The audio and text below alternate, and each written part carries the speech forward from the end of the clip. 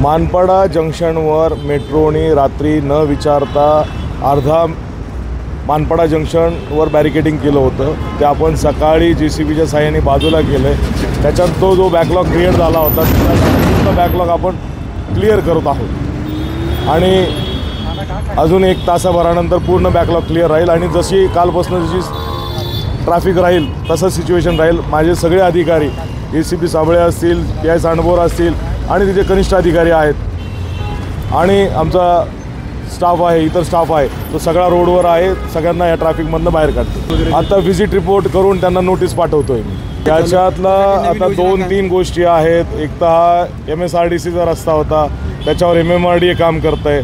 आत्ताच बोरले म्हणून इंजिनियर आहे, त्यांच्याशी बोललो. आता काही लोकांनी आपण जिथं रोड वायडिंग करायला जातो आहे मेट्रोच्या त्यांना सांगून, तर त्या ठिकाणी कंपेन्सेशनचा विषय आहे. लोकांना कंपेन्सेशन इथं मिळालेलं नाही. त्याच्यामुळे जिथं प्रायव्हेट लँड आहे जे अजून अधिग्रहित केलेलं नाही तिथे लोक काम करून देत नाही आहेत. तोही एक मोठा विषय आहे. त्याच्यामुळं आपण कंजेशन फेस करत आहोत.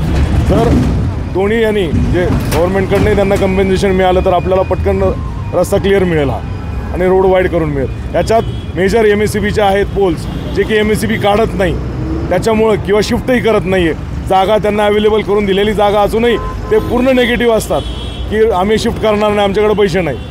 ह्या जो त्यांचा जो अप्रोच आहे तो एकदम निगेटिव्ह अप्रोच आहे MSCBचा किंवा MSDCLचा, तोही ह्या रोडसाठी फटका देत आहोत.